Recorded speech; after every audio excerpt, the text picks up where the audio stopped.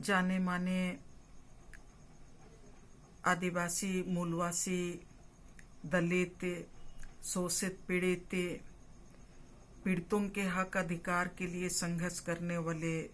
Father Stan स्वामी का निधन हो गया है। आज फादर स्टैन स्वामी का निधन झारखंड के लिए अपूरणीय क्षति है और फादर स्टैन स्वामी पूरे जीवन भर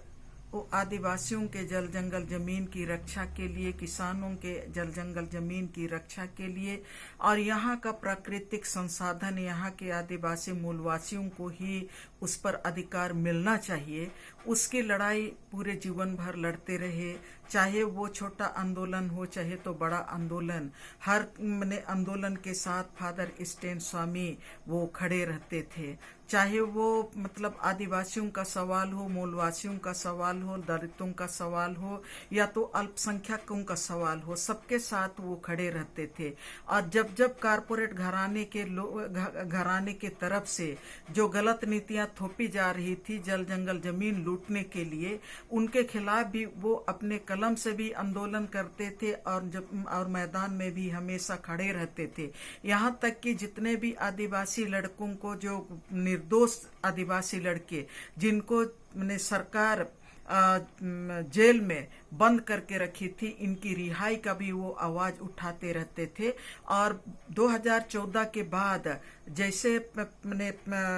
भारतीय जनता पार्टी की सरकार ने भारत के जो 5वीं अनुसूची क्षेत्र में जो आदिवासियों को अधिकार दिया गया है, ग्राम सभा का अधिकार दिया गया है, 5वें पेशा का अधिकार दिया गया है, उसको वायलेशन करके यहाँ पर जो भूमि बैंक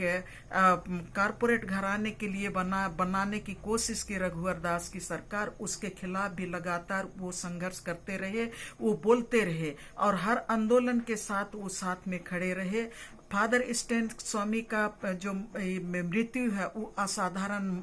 मृत्यु नहीं है। उन्हें आप देखेंगे तो जिस तरह से उन्हें 84 साल की उम्र में और एक बीमारी से पीड़ित व्यक्ति को आतंकवादी के नाम पर उनको जेल में बंद कर दिया गया था भीमा कोरे गांव के केस में, एक साजिश के तहत, ताकि वो फादर स्टैन स्वामी को वो झारखंड के जितने भी जन आंदोलन है उस जन आंदोलन को कमजोर करने के लिए उन्हें साजिश के तहत जेल में बंद कर दिया गया और आज की तारीख में उन्हें मौत में ढकेलने का काम भारतीय जनता पार्टी की मोदी सरकार ने किया है। और इसके लिए हम लोग आज की तारीख में फादर स्टैन स्वामी के आंदोलन को हम लोग हर हालत में आगे बढ़ाएंगे। यही हम लोगों का सच्ची श्रद्धांजलि होगा।